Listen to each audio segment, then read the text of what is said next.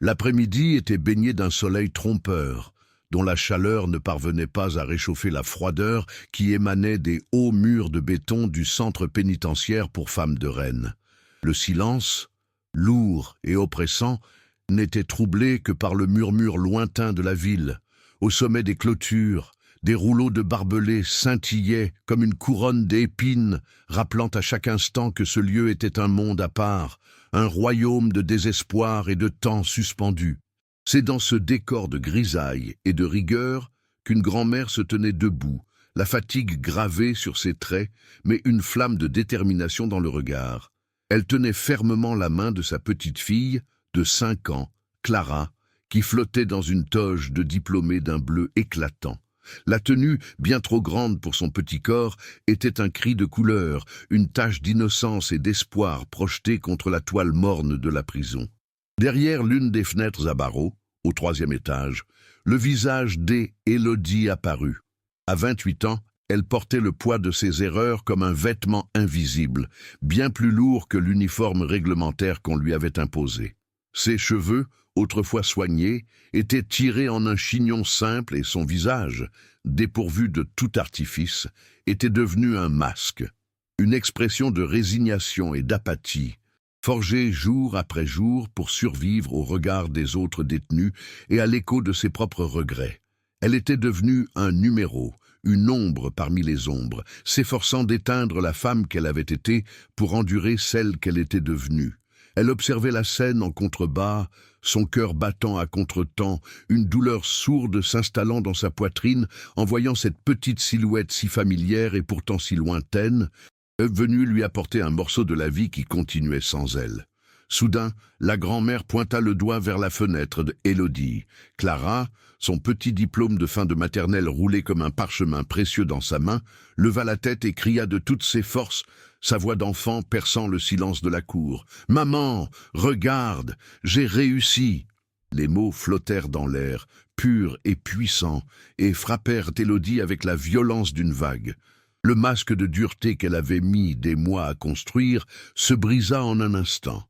Ses lèvres tremblèrent, mais aucun son ne sortit. Ses yeux, qui avaient appris à ne plus rien montrer, se remplirent de larmes. Des larmes silencieuses qui coulaient sur ses joues, un mélange brûlant de fierté immense et de douleur insondable.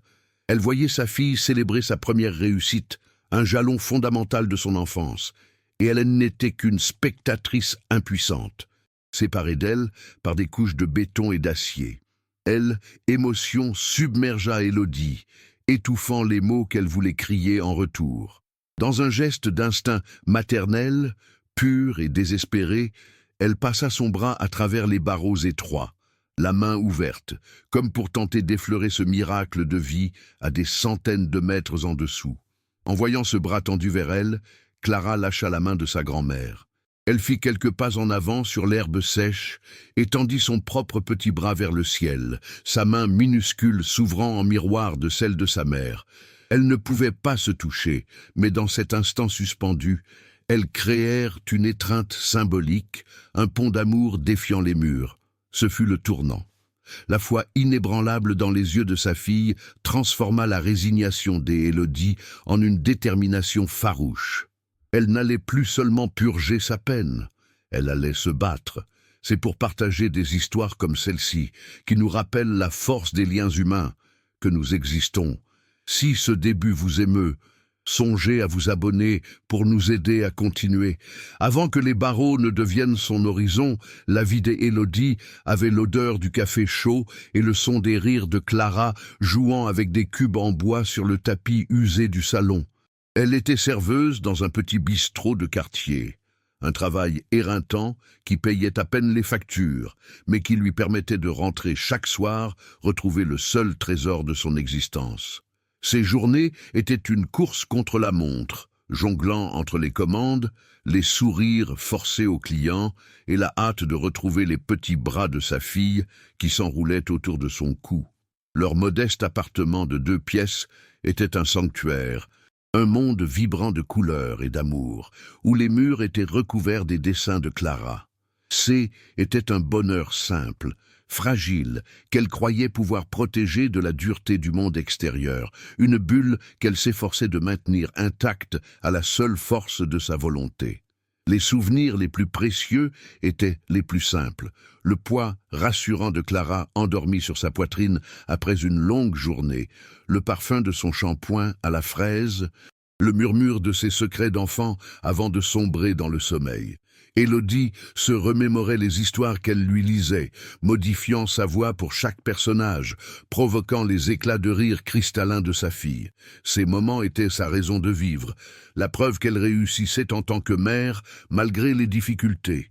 Dans le silence glacial de sa cellule, ses souvenirs revenaient la hanter comme des fantômes bienveillants, des éclats de lumière dans une obscurité infinie. Chaque détail, chaque sensation était ravivée avec une clarté douloureuse, lui rappelant non seulement ce qu'elle avait perdu, mais surtout la personne qu'elle était, avant que le désespoir ne frappe à sa porte. Le désespoir avait pris le visage d'une dette, un fardeau hérité d'une relation passée qui avait mal tourné. Une somme qui, pour d'autres, aurait été gérable, mais qui, pour elle, représentait une montagne infranchissable. Au début, ce N n'était que des lettres, puis des appels téléphoniques de plus en plus menaçants. La peuresse était installée, un poison lent qui contaminait chaque aspect de sa vie. Elle voyait le danger partout, dans chaque ombre, dans chaque voiture qui ralentissait devant son immeuble. La menace naine était plus seulement financière, elle était devenue personnelle, viscérale.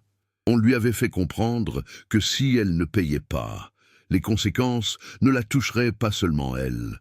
Cette insinuation, cette menace à peine voilée contre la sécurité de Clara, fut le catalyseur qui la poussa vers l'impensable, la faisant basculer dans un monde dont elle ne connaissait pas les règles.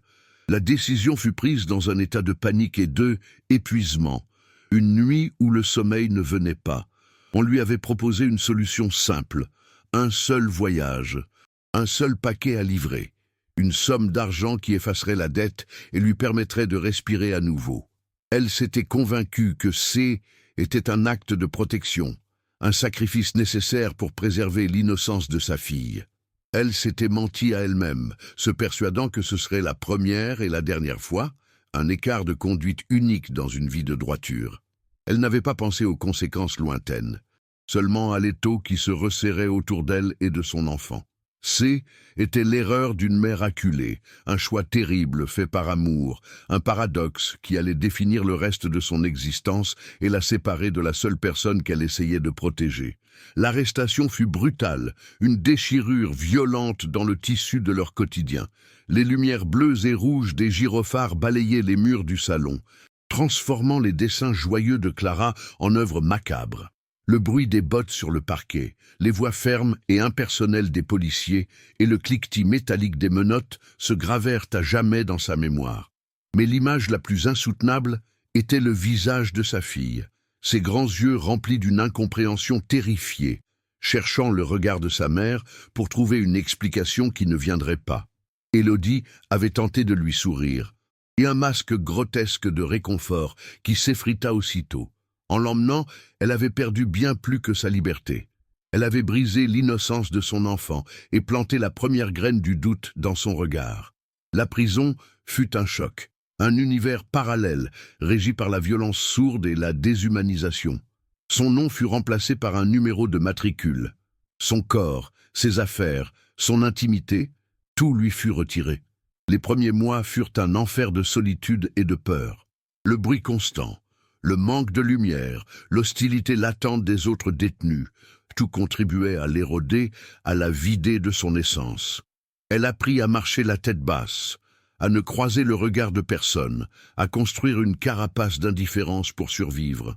Elle n'était plus Élodie, la mère de Clara, elle était la détenue 734, une ombre parmi les ombres, purgeant une peine qui lui semblait s'étirer sur une éternité. La culpabilité était une douleur physique, une brûlure constante dans sa poitrine qui l'empêchait de dormir la nuit. Les visites au parloir étaient à la fois une bénédiction et une torture. Voir sa mère, dont le visage se creusait de fatigue à chaque visite, Et sa fille, qui grandissait si vite derrière une vitre épaisse, était un supplice. Les conversations étaient maladroites, hachées par le grésillement de l'interphone et surveillées par des gardiens impassibles. La grand-mère faisait de son mieux, racontant les anecdotes de l'école, les nouveaux mots de Clara, les petites victoires du quotidien. Elle ne jugeait jamais, son regard exprimant une tristesse infinie, mais aussi une force inébranlable. « Tiens bon, ma chérie », lui disait-elle à chaque fin de visite, la main posée contre la vitre. « Clara a besoin de toi. Elle a besoin de savoir que tu te bats. » Ces mots étaient une bouée de sauvetage dans un océan de désespoir. Le seul lien qui la rattachait encore au monde extérieur. De son côté, Clara faisait face à ses propres batailles. À l'école, les questions innocentes des autres enfants devenaient des piques douloureuses. « Elle est où, ta maman? Pourquoi elle ne vient jamais te chercher ?» Sa grand-mère lui avait appris à répondre avec une simplicité désarmante. « Maman est dans un endroit où elle doit rester un peu. Mais elle pense à moi tout le temps. » Mais les enfants pouvaient être cruels, et les chuchotements des parents dans la cour de récréation la marquaient au fer rouge. Elle apprenait trop tôt la signification des mots « préjugés » et « honte », même si elle ne les comprenait pas entièrement. Malgré tout, sa foi en sa mère restait intacte. Pour elle, Élodie N n'était pas une criminelle, elle était simplement sa maman, la meilleure du monde, qui était partie pour un très long voyage. Le jour où elle vit Clara brandir son diplôme à travers la cour de la prison, quelque chose se brisa et se reconstruisit en elle. La vision de cette petite fille, si fière et si seule, célébrant sa réussite pour une mère invisible, fut l'électrochoc dont elle avait besoin. La résignation qui l'avait anesthésiée pendant des mois se mua en une rage froide, une détermination nouvelle. Ce haine était plus suffisant de simplement survivre, de compter les jours. Elle devait devenir la femme que sa fille voyait en elle. Ce soir-là, pour la première fois, elle ne pleura pas de tristesse mais de résolution. Elle se leva et marcha jusqu'au petit miroir de sa cellule. Le reflet qui la fixait était celui d'une étrangère, mais dans ses yeux, une flamme venait de se rallumer. Elle allait se battre. Elle commença par la bibliothèque de la prison, un lieu poussiéreux qu'elle avait toujours évité. Elle se plongea dans les livres, dévorant tout ce qui lui tombait sous la main, redécouvrant une soif d'apprendre qu'elle croyait éteinte. Puis, elle s'inscrivit aux ateliers de formation professionnelle, apprenant la comptabilité avec une application féroce, ignorant les moqueries de certaines détenues. Chaque équation résolue, chaque compétence acquise était une brique de plus dans la reconstruction de sa vie, une petite victoire contre le système qui cherchait à la broyer. Elle ne faisait plus cela pour passer le temps, mais pour bâtir un avenir. C'est cette étincelle de foi qui peut tout changer, et c'est pour raconter ces moments de bascule que votre soutien est si précieux. Pensez à vous inscrire pour que d'autres récits comme celui-ci puissent voir le jour. Le chemin de la rédemption était pavé de scepticisme et de bureaucratie. Sa première demande pour intégrer un programme de réinsertion plus poussé fut rejetée avec une indifférence administrative. Dossier incomplet, profil non prioritaire. Les surveillants la regardaient avec méfiance, habitués aux changements de comportement spectaculaires qui ne duraient jamais. Pour eux, elle n'était qu'un numéro de plus essayant de jouer le système pour obtenir une libération anticipée. Mais Élodie ne se découragea pas. Elle persista, avec un calme et une dignité qui commencèrent à déconcerter son entourage. Elle ne se plaignait pas, ne suppliait pas. Elle présentait ses arguments, ses progrès, ses projets, avec une clarté et une force tranquille qui forçaient peu à peu le respect. Lentement, presque imperceptiblement, les choses commencèrent à changer. Une gardienne, connue pour sa sévérité, lui glissa un jour un livre sur le droit pénitentiaire en lui disant « Ça pourrait vous être utile ». Un professeur de son atelier la recommanda personnellement pour un poste de tutrice auprès de nouvelles arrivantes. Ce haine était que de petites brèches dans le mur d'hostilité, mais pour Élodie, elles étaient immenses. Elle prouvait que ses efforts haine étaient pas vains. Chaque soir, en regardant par la fenêtre de sa cellule, elle ne voyait plus seulement les barbelés. Elle imaginait le visage de Clara, non plus comme un souvenir douloureux, mais comme une promesse. La promesse d'une étreinte qui n'était plus un rêve lointain, mais un objectif tangible pour lequel chaque jour de lutte valait la peine. Les années avaient passé, burinant le visage d'Élodie, mais y déposant une sérénité nouvelle. Le jour de son audience de libération conditionnelle, elle entra dans la salle d'un pas assuré. La pièce était austère, le mobilier sombre, et l'air chargé de la gravité des destins qui s'y jouaient. Face à elle, les 3 membres de la commission la dévisageaient avec une neutralité professionnelle, leurs expressions impénétrables. À côté, le procureur, un homme au regard sévère, feuilletait son dossier avec une attention méticuleuse. Élodie N était plus la détenue 734, hagarde et brisée. Elle portait un tailleur simple, prêté par l'administration, et ses cheveux étaient sagement coiffés. Elle était droite, ses mains posées calmement sur ses genoux. Elle avait passé des années à se préparer pour ce moment, non pas en répétant un discours, mais en devenant la personne qui mériterait de le prononcer. Le procureur se leva et prit la parole. Sa voix, dénuée de toute émotion, résonna dans le silence. Il rappela les faits, froid et implacable. Le poids de la drogue saisie, les risques encourus, le tort causé à la société. Il décrivit son crime, non pas comme une erreur, mais comme un choix délibéré, une trahison de la confiance publique. Il concéda ses efforts de réinsertion, ses formations, son comportement exemplaire, mais les balaya d'un revers de main, les qualifiant de stratégie calculée, typique des détenus cherchant à manipuler le système pour obtenir une remise de peine. Chaque mot était une pierre jetée sur la frêle construction de son espoir. Il la peignait comme un danger latent, une femme qui, une fois libérée, pourrait retomber dans ses travers à la moindre difficulté. Il conclut en demandant le rejet de sa demande pour la protection de tous. Quand ce fut son tour, Élodie se leva. Le silence se fit plus lourd encore. Elle regarda chaque membre de la commission dans les yeux, sans défiance, mais avec une franchise désarmante. « Monsieur le procureur a raison », commença-t-elle, sa voix tremblant à peine. « J'ai commis un crime. Je n'ai aucune excuse. La peur et le désespoir m'ont poussé à faire un choix impardonnable, et il n'y a pas un seul jour où je ne paie pas le prix de cette décision.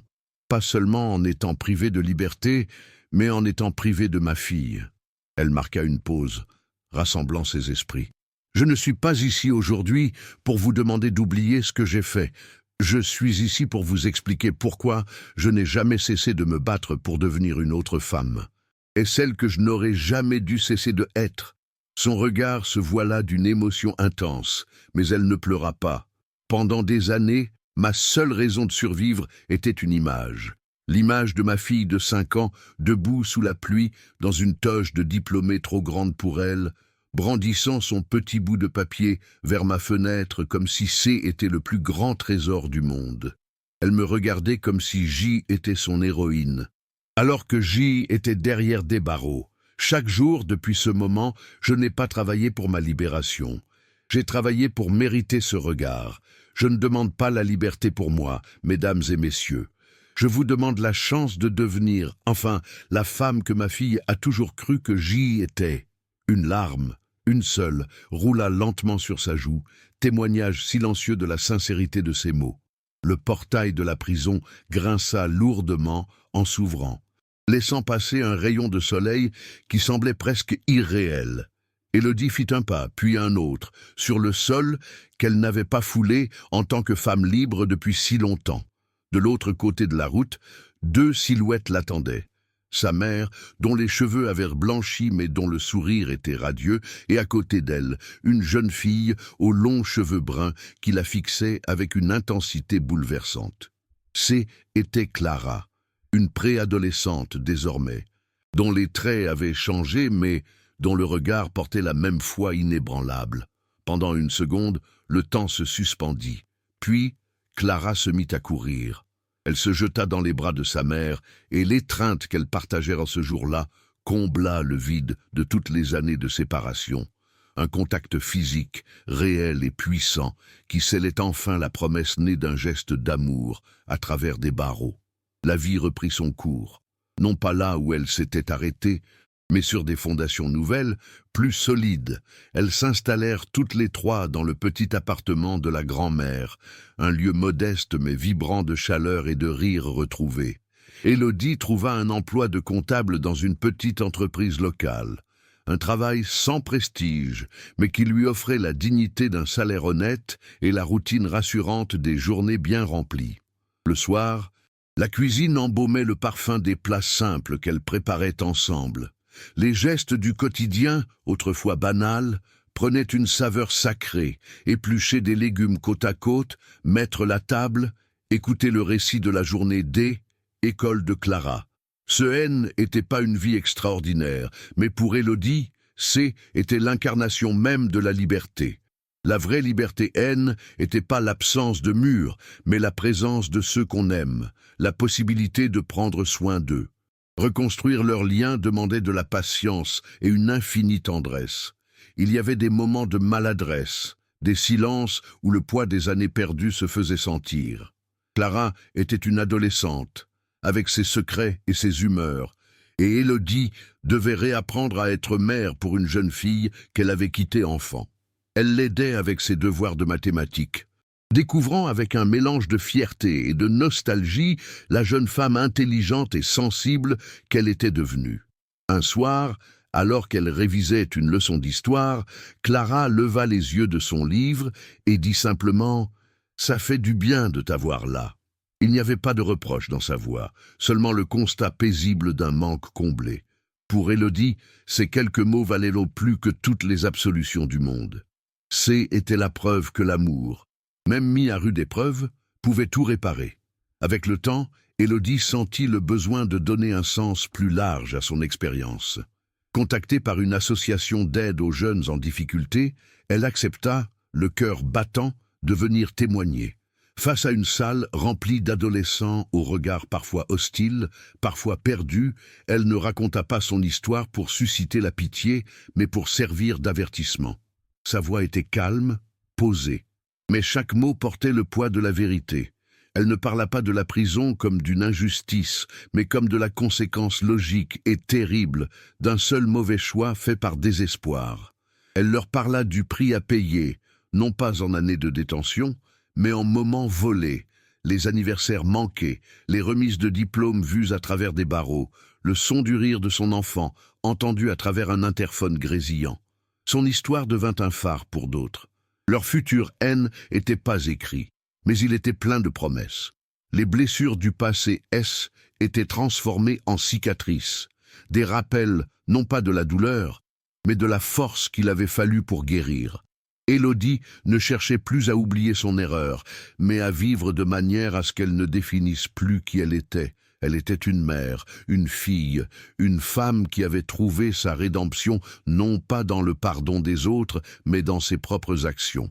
Leur histoire est un rappel puissant que les secondes chances ne sont pas un cadeau, mais un chemin que l'on construit avec courage, jour après jour.